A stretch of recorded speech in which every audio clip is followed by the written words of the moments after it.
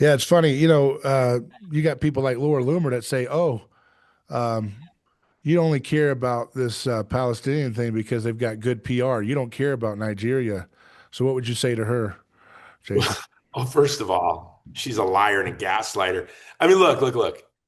I have been in Nigeria. I lost an employee in Nigeria in July. I don't know if you know that. One of our contractors died, a 23-year-old young man with Wow. two children, was guarding a seminary, and we provide security for seminaries, Catholic schools, churches, and hospitals, and a synagogue in Nigeria. And he was attacked and killed. We've been in Nigeria longer than we've been in Gaza. And the idea that Hamas has a propaganda arm in the United States is insane.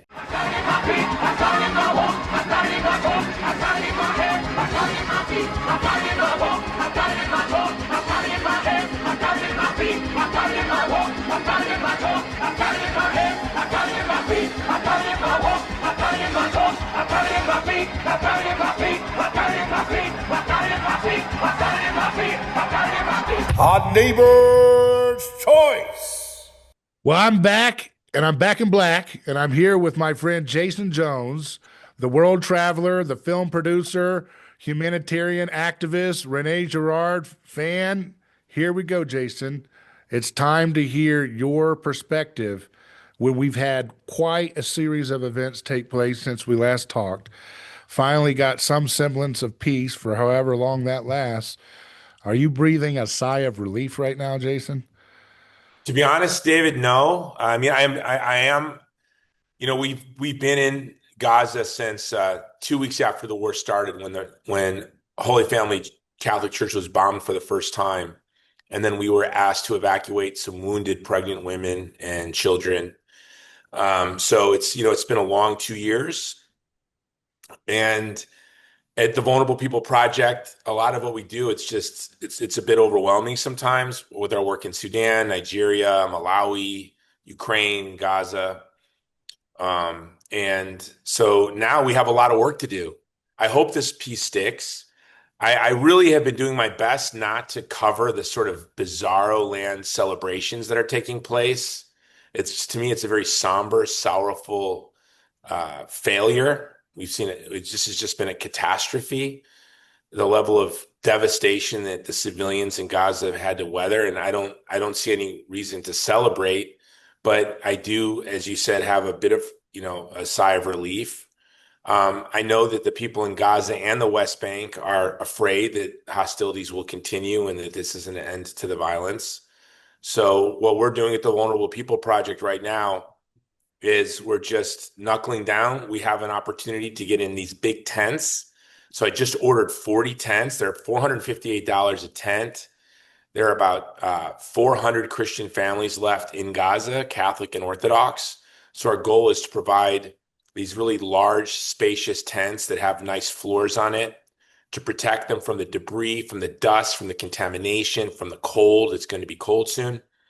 And we just want to protect these folks. You have to think of not Gulf War syndrome, 9/11 syndrome. The firefighters and other workers that were working in New York City who got sick and cancer, all of these diseases after 9/11. Well, that really pales in comparison to the devastation that we see in Gaza, which is the equivalent of 13 Hiroshimas. Hmm. So we want to do our best to protect the folks. And we're also going to be doing small business loans, non-interest loans, and grants to help the indigenous Christian community start small businesses. There's going to be a multi-billion-dollar grift with money from taxpayer money flowing in from our country into Gaza for contracts, and 99 out of 100 cents will probably leave Gaza without doing much good for the people there. So we want to trap as much of that money in Gaza as possible, so that we can make sure that these Christian communities aren't swept away and that they can begin to plant roots again. Very good. I want to share this video, get your take. People told me thanks Trump for the ceasefire. Let's thank him in the right way. Thank you for giving the IDF billions of dollars to defend themselves from our children. Thank you for using the veto not once, 10 times to make sure the bombs falling for us. veto. Thank you for sending smart muscle. It's so smart. Always find their way to our children. Thank you for calling it self-defense. I didn't know defense mean bombing school and hospitals. And thank you for your silence. It's so louder than any exploitation we hear. So that's him thanking President Trump for his great support of the Gaza Yeah. people. Yeah, well, I have to say, I absolutely agree. Find their way to the children, you know? I thought that Yeah, was- well, no, again, this is why people are saying, "Are you following all this?" And I didn't watch the speech at the Knesset. It's sort of like a lot of what's happening in the wake of Charlie Kirk. I can't bring myself to even watch any of this. Mhm. It's just, but the celebration of the peace in Gaza just kind of disgusts me because this has gone on way too long. President Trump said that this war would end day one. The war in Ukraine would end day one. Now we're sending Tomahawk missiles to Ukraine. And Poland says they're ready to fight World War III. People don't know what war is. One of the great privileges of my job is I know what war is. And war is awful. War is unimaginably evil. And Al-Ghazali said, better 100 years of tyranny than a year of war. And I don't know about that. But I mean, the scale sounds about right. The devastation of war is absolutely unimaginable and unthinkable. When the world finds out the real cost to civilian lives in Gaza, there's probably going to be hell to pay. And yeah, it's catastrophic. It's sorrowful. I just want to serve the people now. Other people can throw themselves parades for stopping an ethnic cleansing. Hamas is larger now than it was before the war started. What are they celebrating? Well, Trump said what, 58,000, 60,000 Hamas fighters were killed in this conflict? Is that true? That's interesting because the CIA, when the war started, said there were between 20 and 40,000 fighters. So they were able to kill more Hamas fighters than there were when they started and end with more Hamas fighters at the end of the war than were there when the war started. That's some funny math right there. It's interesting math. It might be true, though. I mean, you kill people's wives and children. It makes recruiting a little easier, don't you think? Yeah. So, yeah, no, it's really ham-fisted. People ask me, don't you care about like national security? Yeah. And stupid wars and genocide is a good way to undermine our national security. It's a good way to make my kids less safe. Thank you. I mean, I don't oppose slaughtering Palestinian children because it's going to make Jewish children or my children less safe. But it will make Israelis less safe. Yeah, if you have my children less safe. And so if you want a rules-based world order, you work to make sure people obey the rules of war. And you don't give Israel a blank check. Look, the evangelical church, the only good news that's come out of Gaza is that the evangelical church in America has died in Gaza. It doesn't know it yet, but it is dead. It is dead. Everyone under 30, I call it the Gaza generation. If you look at the polling, it's startling. A 48-point swing in America away from supporting Israel towards the Palestinians. I don't know of anything like this in the history of American politics. Maybe segregation and desegregation in the 70s, I mean the early 60s. I haven't even looked at the polling, but you look at the Israeli lobby and how much power it has. It has 1 to 2 election cycles left to exercise that power, and it's done. It's over. And we haven't seen anything like this in the country since the power of the segregationists and the Democrat Party in the South. And it just evaporated in the 60s. So they went from being all powerful in the 50s to, impotent by the middle to the end of the 60s. And you're going to see the same thing with the Israelis. Thanks to things like the pictures of Emmett Till, and thanks to things like, Bull Connor and the dogs going after civil rights protesters.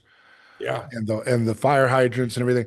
And the thing is, that kind of gives us a Girardian, segue, which is that, when you use media technology to show the victims, that is what we call gospel technology, by which we imitate the same technology that recorded Christ's persecution, which was at the time text, Matthew, Mark, Luke, and John recording what happened to a wrongfully persecuted person. And when you just show the camera of what happened to him and his innocence, it has its own power of demystifying and destroying mythic violence.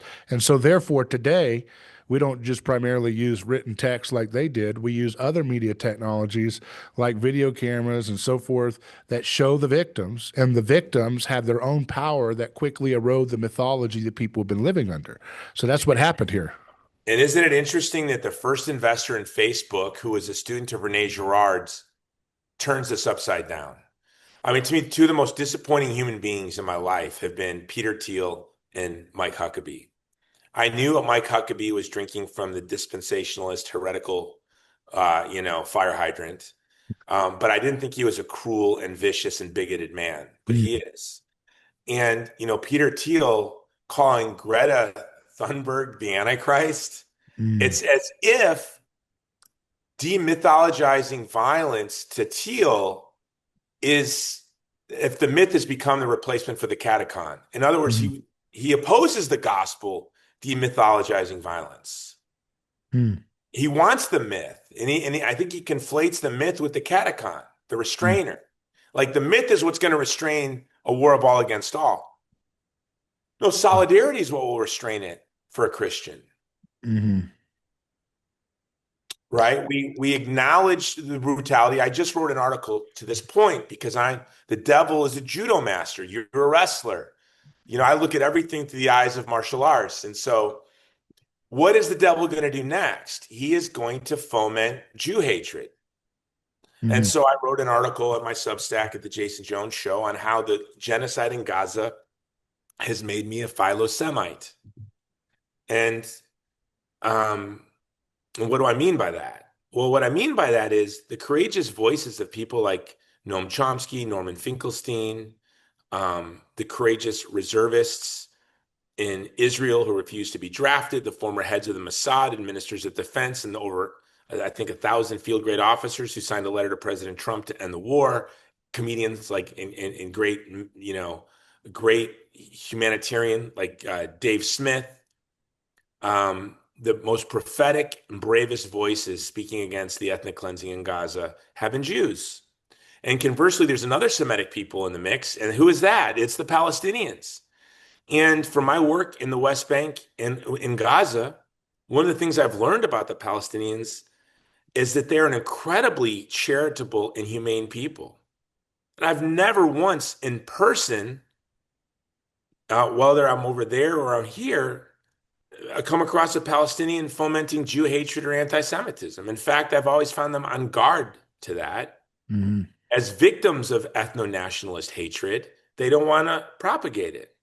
And so I said the broad-mindedness and the charity of the Palestinians and the prophetic courage of so many Jews, these two Semitic peoples, has made me really love them.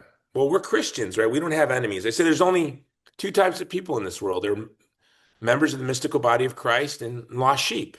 That's it. That's it. There's nothing else out there. And I'm not going to take one of those sheep and make it my scapegoat. Right. And that's what we're called to do as Christians. Well, there seems to be this thing that's like, there's this part of the right wing which says, well, we're not neocons, but we like this idea of the West.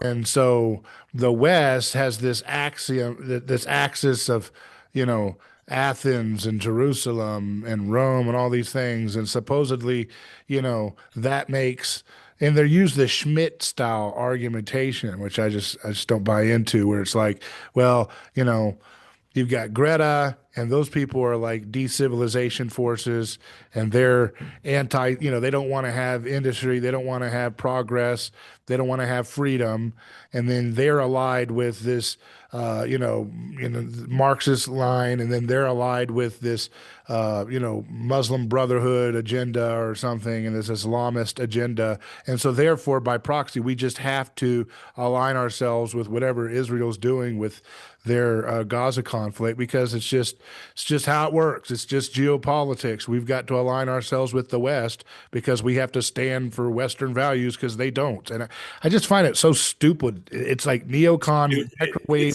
It's stupid. It's childish. Like Yeah, it's embarrassing. yeah, it They're is.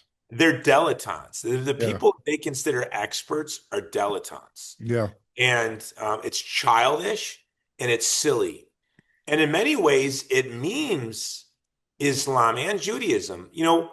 But both Islam and Judaism are othering religions, right? And in fact, Gerard talks about how Islam was sort of a scrambling of the attempt of the reassertion of the scapegoat mechanism in a monotheistic world. But so in many ways, they're memeing these other two monotheistic religions and betraying Christianity. Hmm. And it's embarrassing to me. It's Yeah. really embarrassing to me. And look, on your show, we can talk. You have a very intelligent audience.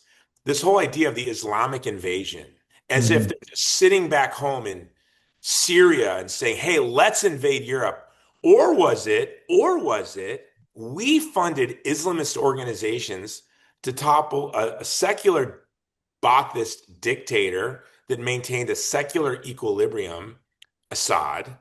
And Hmm. we funded Islamists, ISIS and Al Qaeda. Now we have Jelani there, who we're told is such a great guy, as they are literally burning down Christian homes. Hmm.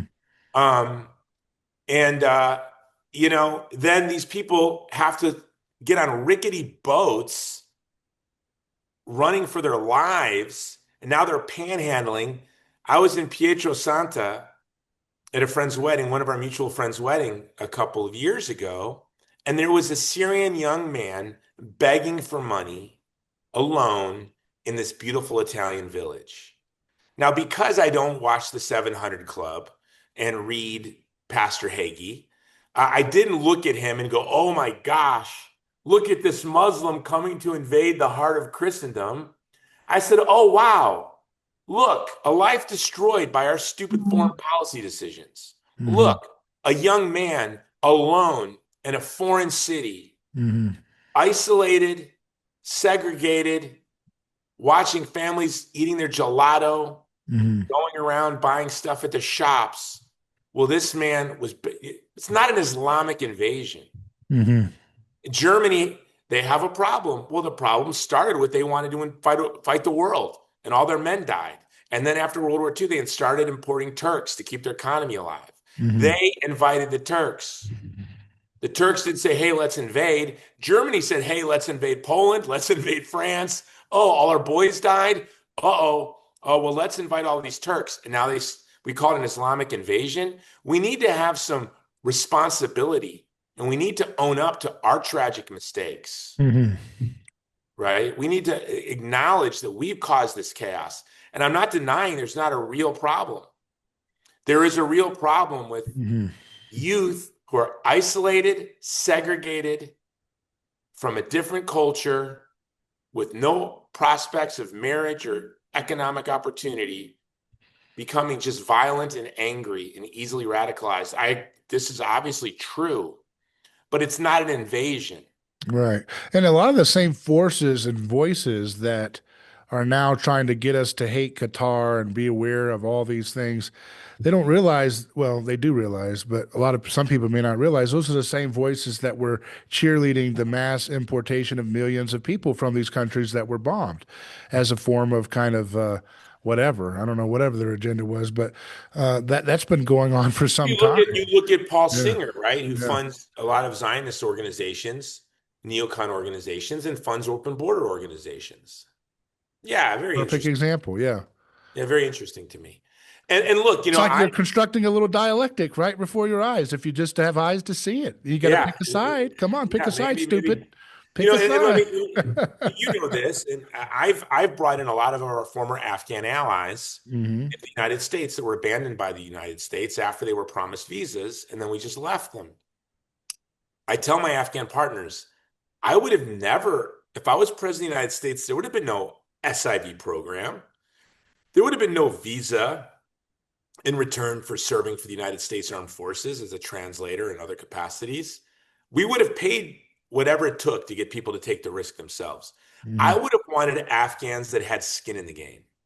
Either we win or we lose. There's not either we win or we all go home and you come with us. I say, like, the SIV program was like, look, welcome to the USS Cruise Line.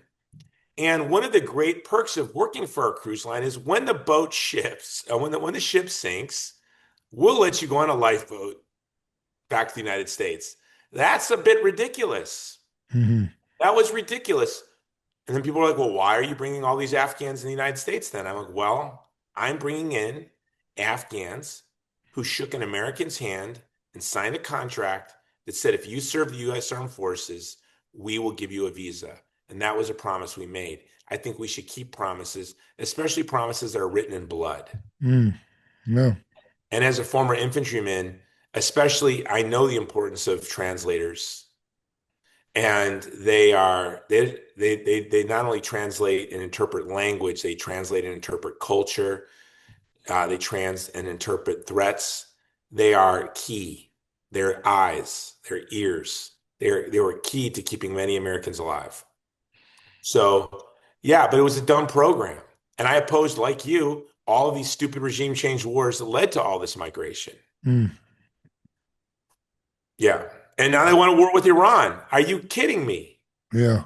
What do you think? Is that why they're taking over, where Larry Ellison's taking over TikTok so they can control the propaganda filter coming in? I don't know. But it's over. Yeah. I mean, it is over. Larry just wasted his money. Yeah, he can. It's probably our taxpayer dollars he got anyways. But and TikTok will just die. Yeah. They just want to. How? God forbid our kids are watching real world events. They're supposed to just be watching porn, don't you know? Yeah. Yeah. God forbid, Catholic children are watching Catholic children in Gaza starve. We don't want that.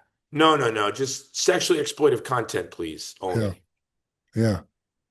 Yeah, it's funny. You got people like Laura Loomer that say, you only care about this Palestinian thing because they've got good PR. You don't care about Nigeria. So what would you say to her, Jason? Well, first of all, she's a liar and a gaslighter. I mean, look. I have been in Nigeria. I lost an employee in Nigeria in July. I don't know if you know that. One of our contractors died, a 23-year-old young man with 2 children. I was guarding a seminary, and we provide security for seminaries, Catholic schools, churches, and hospitals, and a synagogue in Nigeria. And he was attacked and killed. We've been in Nigeria longer than we've been in Gaza. And the idea that Hamas has a propaganda arm in the United States is insane.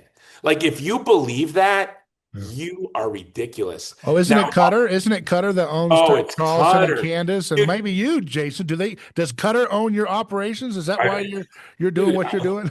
I'll send them my wiring instructions. No one owns me. I mean, I'm for sale, as Tim Dillon said, like, show me the money. I'm for sale. No, it's ridiculous. It's ridiculous. Qatar is the most vulnerable country in the world. It is the richest and most vulnerable country in the world.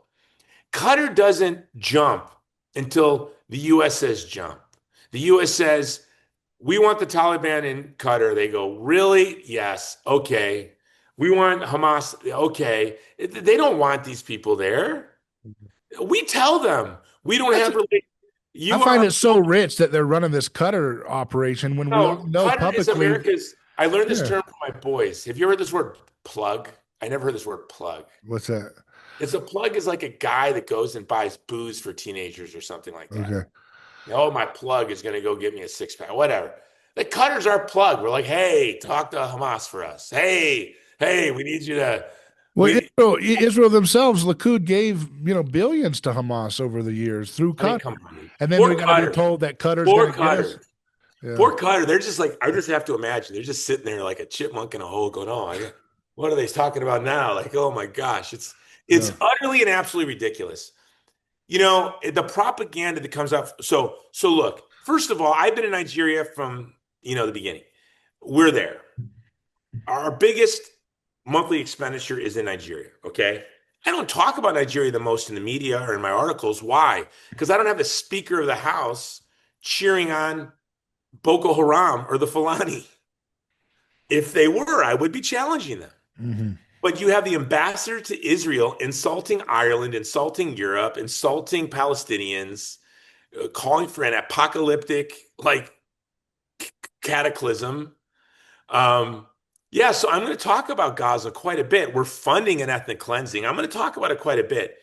Has Laura Loomer did she care at all about the Christians in Nigeria? What about the Christians in Artsakh that Israel and Hungary, our great Catholic partner, Hungary and Israel partnered with Azerbaijan to ethnically cleanse 120,000 Armenians from Artsakh 2 years ago this month? Hmm. Silence. We now know, thanks to Trump, that the U.S. under Obama and Biden funded Hamas, Hezbollah, Boko Haram, yes, the Taliban, Al Qaeda, and ISIS. Okay, we have provided funding. You know, Netanyahu's line is, "We provided funding so we can control the height of the flame." How did that work? Did we control the height of the flame of the Taliban? Taliban Central Asia, we call Yeah. Taliban. Really, Taliban or the Mujahideen Central Asia became Taliban. Yeah, it's Arabic, weird how Arabic, everything we fund ends up killing Americans or Israelis. everything. I mean, Goodness. look, Al Al Qaeda came Qaeda. from the Mujahideen. Yeah. The Taliban came from the Mujahideen. We funded Hamas. We funded Hezbollah. They funded Hamas because they didn't want a unitary polity to negotiate It's not only that the Israel funded them, but they created them in the 80s. They were an offshoot of the Muslim Brotherhood, and they kept developing them and training them. I mean, this was a long time coming. I mean, I remember speeches of Ron Paul on the congressional floor back, 20 years ago saying we're funding Hamas and so is Israel. We got to stop it if we're going to say we're trying to do a war on terror. This is ridiculous. So, it's such a, we elected Trump, who told us he was going to sweep us all away, and he yeah, jumped in bed full on, like, and he's got a cabinet of people that we all admire. Well, not all of them, but there are people in his cabinet in key yeah, positions that went into this administration talking like us. yeah. And what happens? What are we going to do? What do we do? I don't know what we do. It's just heartbreaking. I want to get your reaction. I don't know the veracity of this as an Israeli media outlet called N12. I think it's a TV station there, but they have a headline published here on the 12th of this month. Jared Kushner and Peter Thiel are also in. Gaza could become a tax haven that will bring about the normalization agreement with Saudi Arabia. The huge economic project of rebuilding Gaza after the war is already attracting interest from countries, billionaires, and former leaders. Trump's son-in-law, Jared Kushner, who aspires to establish AI centers in the Strip, to foreign investors looking for enabling regulation. Experts predict the development initiatives could serve as leverage to promote normalization with Saudi Arabia, also through Kushner's involvement, but the road there is still fraught with political and security obstacles. Larry Ellison is also rumored to be involved with this. What do you think of this idea that it's going to be a tax haven, huh? Well, send me AI. that article. So, Yeah. so here's the number one thing that we want to do. One of the reasons why the Vulnerable People Project, and if you guys want to support us, go to vulnerablepeopleproject.com, look at what we do, become a donor.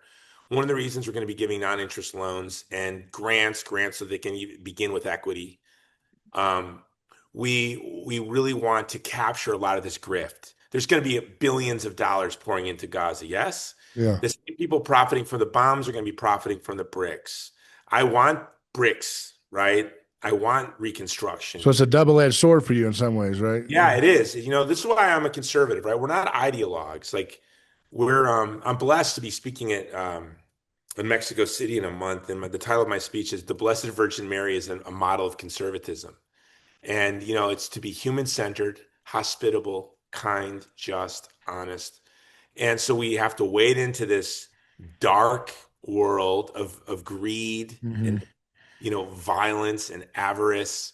And then how do we, maneuver in this space to make sure that the indigenous people of Gaza have a home, especially the Christians, the descendants of the Jews that accepted Jesus.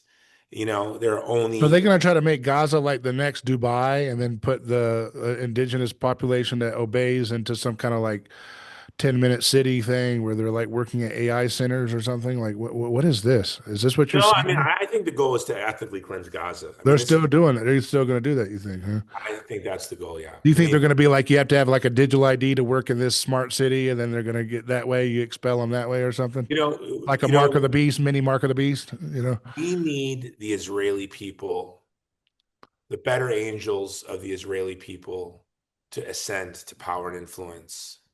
And, we need to see a two-state solution. We need the Palestinians to be a neighbor and friend to the Israelis. I would have never supported creating the state of Israel. Obviously, it's absurd. But in the post-Ottoman world, there was a need for a Jewish homeland, Hmm. not even specifically for Jews from Europe after World War II, but for Jews from the Middle East. After the collapse of the Ottomans, it became precarious to be Jewish in the Middle East. And in the 750 years of Ottoman rule, there were long stretches of time where to be Christian, to be Jewish was to be safe.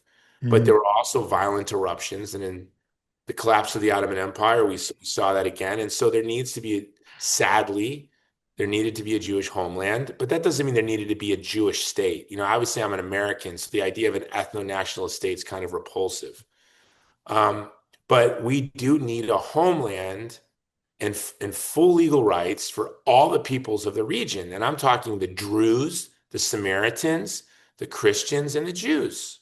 Half of the Jews in Israel are from the Middle East, right? They're from Iran, they're from Iraq, they're from Yemen, from North Africa, they're from Ethiopia.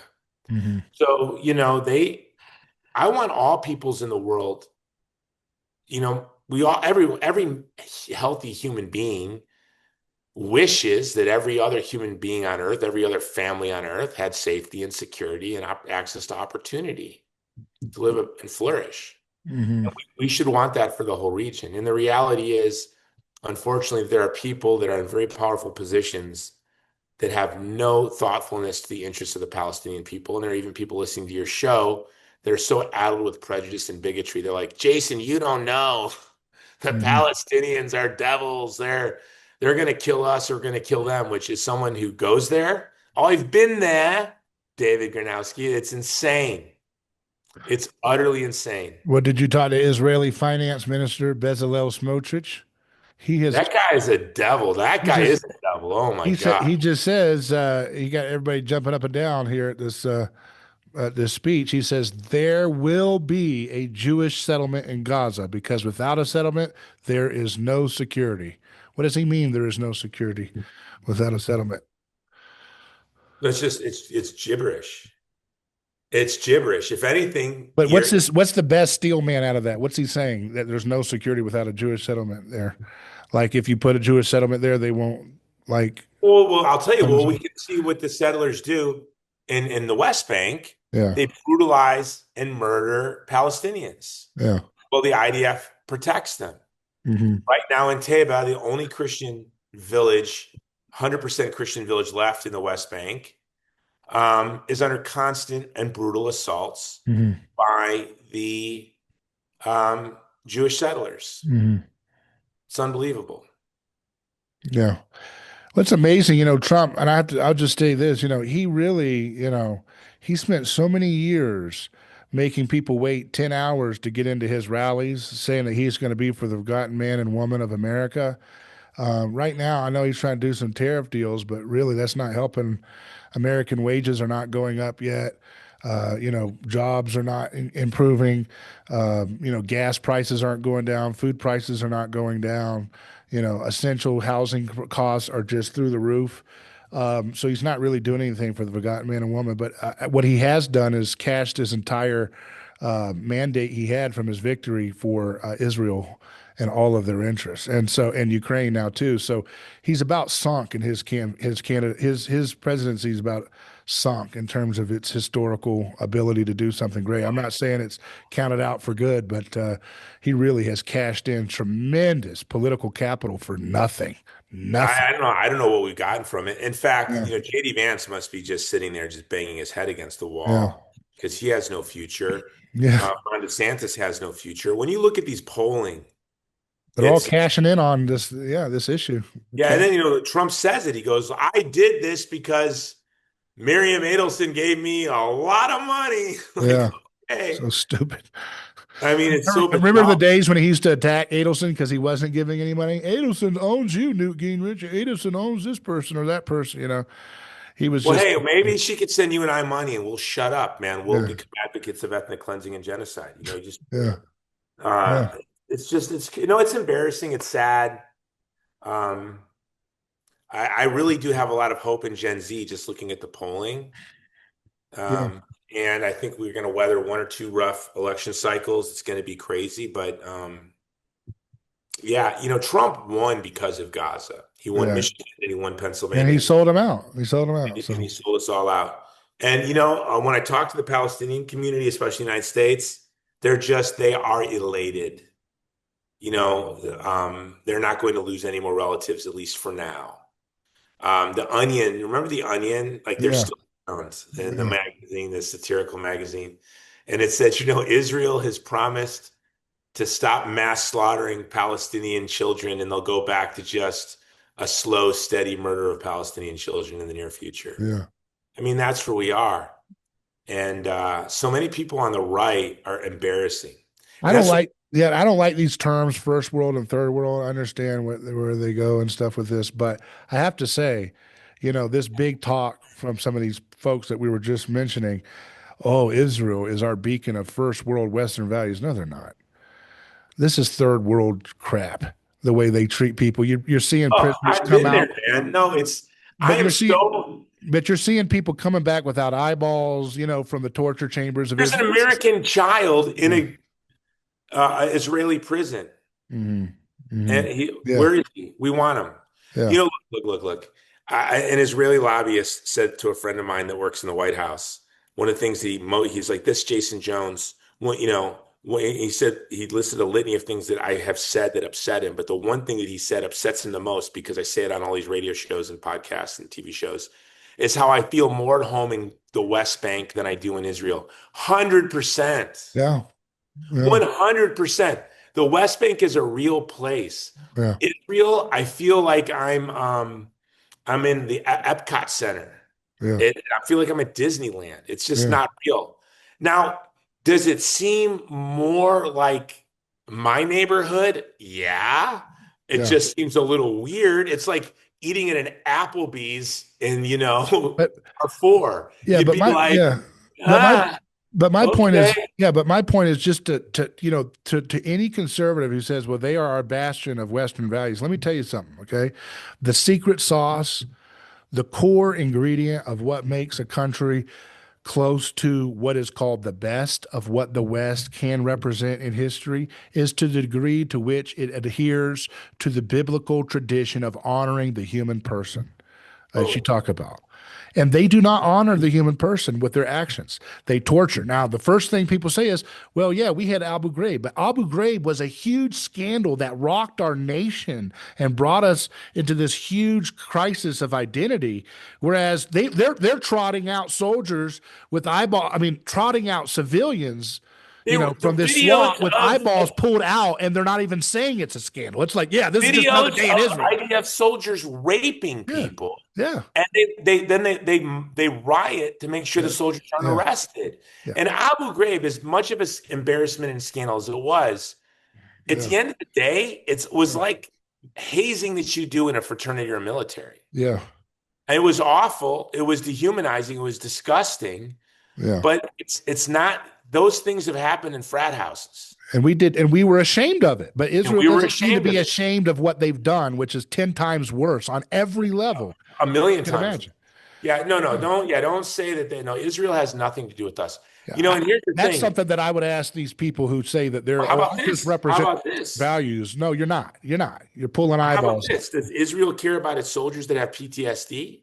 Yeah. The moral injury that these soldiers are facing and the Yeah. suicide? What about this? The IDF in the recent weeks, Yeah. they would pay for up to 2 abortions for Mm-mm. female soldiers. Do you know this? Mm-mm. Well, that seemed not to be enough, so they just increased it 2 weeks ago. Every woman in the IDF now gets 4 free abortions. Wow. So I don't know. Has Israel killed more Jewish babies or Yeah, Palestinian are they babies? ethnically cleansing themselves? Are Goodness. they killing more Jewish babies or more Palestinian babies? And I Yeah. can tell you the IDF has killed more Jewish babies than Hamas. I So guarantee. wait a second. To John Hagee, if we're supposed to give them money and that's going to subsidize the abortions of Israelis, is that blessing Israel from his logic? I don't get it. You see what I mean? We're paying to give foreign aid to Israel to murder Israeli kids? Come on. But think Come about on, it. John. Get your head out of the sand. John, where are That you? poor guy, that poor guy. Like, look, if I make it into heaven, I want to be there on his day of judgment. I want to be there with popcorn, just like, I got to hear this. Oh my God, that's number one. Mr. Jones, welcome to heaven. Any requests? Yeah, is John Hagee? Uh, I want to be here for that. Can I be here for that? Well, Right now, very good Christians are like, you should not even joke about that. You're right. I shouldn't, yeah. but it's how I stay sane. Yeah, man, let's talk about the death of Christian evangelicalism, and it's kind of a sad irony that it's coming alongside the murder of Charlie Kirk, which we still have questions about exactly.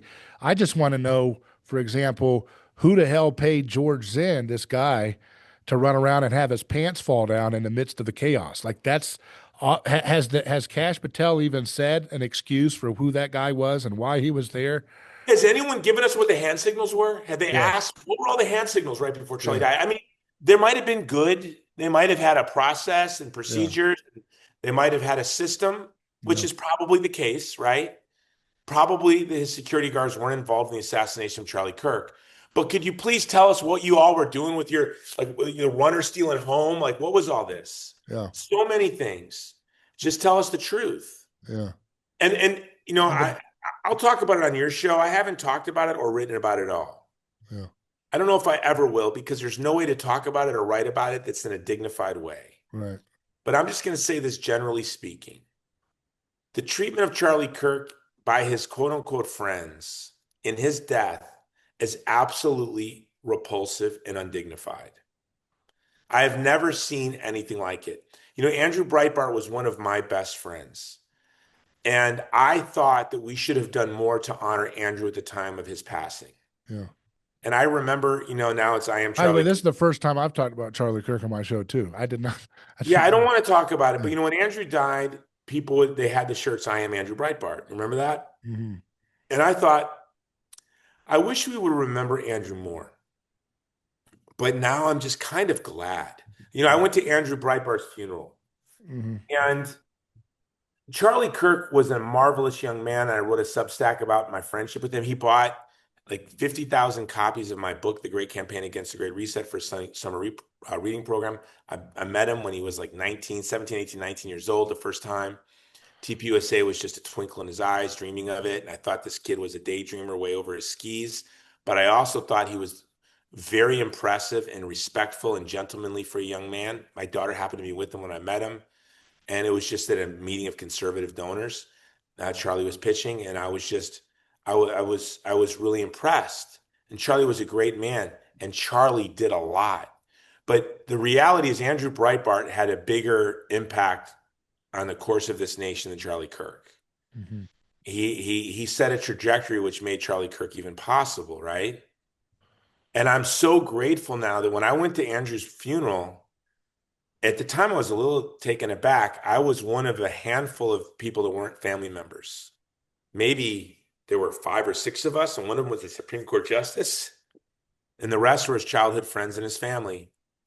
And then when I saw how Charlie Kirk's funeral was celebrated, it was just odd to me. And I'm actually been meaning to go back and read some of the great funeral orations in history. And I want to kind of see how they size up. But I think, not to beat up on you evangelicals out there, but there is a thinness there's a thinness and a cheapness Yeah. to the cultural Christianity that the evangelicals have created in this country. Right. And it's up to those of us like me that are in the one true church, and like you who are, in an apostolic church that goes back to the apostles. but just not in union with the Holy Father, guys like you. It is up to us to thicken and add dignity to our culture because it's become thin and it's become gross to me. And young people are flocking to the Catholic Church and the Orthodox Church like never before seen. And again, Do you consider the Protestants to be a part of the universal church in some way? yeah, I do. Of course, if you're Yeah. a baptized Christian, you're a member of the mystical body of Christ. As Catholics, we're not supposed to say you're a part of the church. You're a member of an ecclesial community that's We're separate. so the body, but not the church, huh? Like you're part of the body of Christ, even though, Yeah. the Holy Father said about the East and the West, the church in the East and the West, that the body of Christ will never breathe fully with both lungs until you folks return home. But I'll say this, that, you're in the Eastern Rite, correct? Yeah. And the Protestant schism comes out of the Roman Rite, the Western Church. So it's really a Catholic heresy, right? Where in many ways Islam I see as an Orthodox heresy. It came out of the Arian Church. I think it's pretty clear. Mm-hmm. The teachings of Muhammad really much correspond with the Arians, and so much as they revere Jesus and love the Blessed Virgin Mary. And I know that Muhammad traveled with the Greek Orthodox priests, right? So I see these two great heresies. One is Islam and one is the Protestants. Yeah, it's become strange. I don't even think of Protestants, honestly, now that's not fair to say Protestants because there's lots of, not all Protestants are dispensationalists. I'm talking about the dispensationalists. To me, they're not Christians. They're a bloodthirsty pagan cult. They're just a war cult. It's just a war cult. It's Valhalla, it's money, prosperity gospel, and But to be fair, man, like and I've said this to you before, that's true. But that bloodthirsty distortion of the gospel exists amongst trad Catholics and ortho bros and all that. So that's the bigger issue is that no the matter where crusade you go, yeah, there's a new flavor, but it's always the same thing, which is God wants to murder my enemies and I should help him. No, you're right. That's The trad community, I don't know about the Orthodox community, but there's this fetishizing of like the Crusades. yeah, yeah. Oh, we need to reconquer the Holy Land. Hmm. I'm in the Holy Land serving Christians. Why aren't you there now? Yeah, Are you going to come with a shield and a sword there, Rambo? Like, what are you talking about? yeah, What in the world are you? How did the first Crusades go for Christians in the Middle East? yeah. We slaughtered them. Our ancestors, you and I are both Scandinavians. Our ancestors accepted Jesus, and one generation later, we're like, we'll go kill people in the Levant for you, please. Yeah. And send us. Those are our ancestors. So, yeah, how did that go? What happened when the Crusaders arrived in Jerusalem? Mhm. They slaughtered the Christians alongside the Muslims and Jews. They didn't know up from down, left from right. They couldn't tell the difference. In fact, the expression "kill them all and let God sort them out" comes from the Crusades because they couldn't differentiate between the Christians, Muslims, and Jews. So they just said, "Kill them all, let God sort them out." But then you had people like Saladin who gave the keys, right, to the Muslims to take care of the Christian churches in Jerusalem, which have been passed down to this day. Muslims taking care of the For churches. 750 years in the Caliphate, most of that time, Christians and Jews, and there were like almost 70 religions that lived in peace. There were obviously, they didn't have full rights. They didn't live in constitutional republics. They had dhimmi status. Mm-hmm. But you can look at, how the church in Iraq and Syria and the West Bank and Gaza and Israel has fared since us arriving in the region. Christianity in Iraq vanished almost 5 years into the occupation.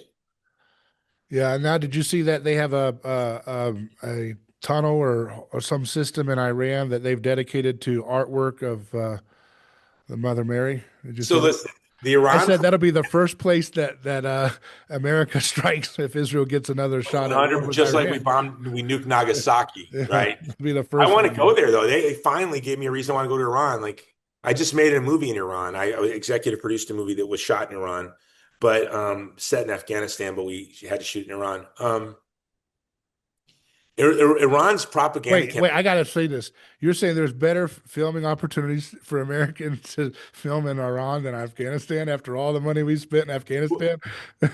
Well, we did it. We did a documentary that was kind of not a documentary, a narrative short film Yeah, that just shows the brutality of the Taliban. And yeah, so we found it was probably safer to shoot that in Iran using Afghan actors. yeah. But I'll say this, that the propaganda that Iran is using, first of all, with the Virgin Mary Temple on the one hand, but did you see they had the women get rid of the hijabs now? No, they got rid of Oh yeah, hijabs in Iran. and they're making videos, and Uh-oh. Iranian women are beautiful, and they're beautiful, and it's sort of like Is that they're their answer to the like IDF girls it's that Israel's? totally an answer to the IDF girls, and I'm like, hey Israel, I've got bad news for you. You're gonna lose that war between Iran. I'm just saying, I went to graduate school for military science and operational studies, so I'm kind of an expert on this. You're gonna lose the battle. Maybe Larry Ellison's TikTok will digitally put the hijabs back on the Iranian girls.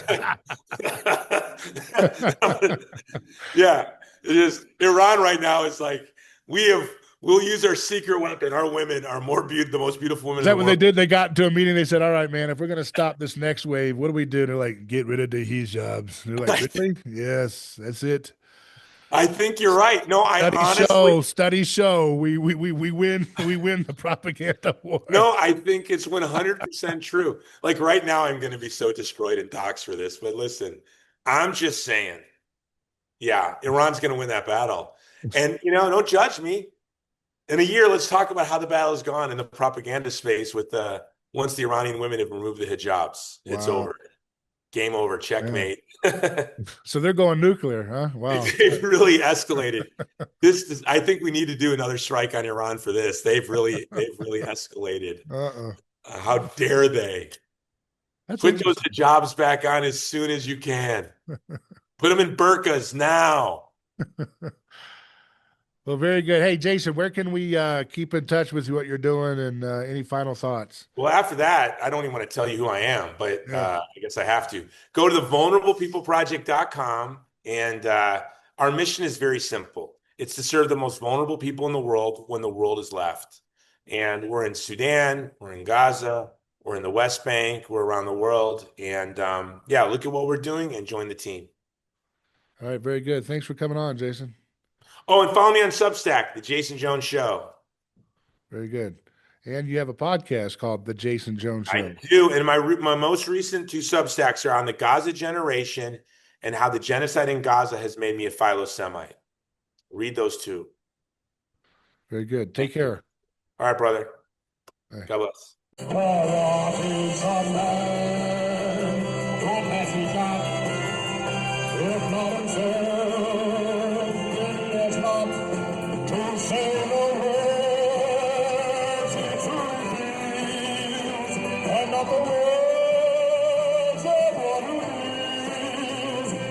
Control.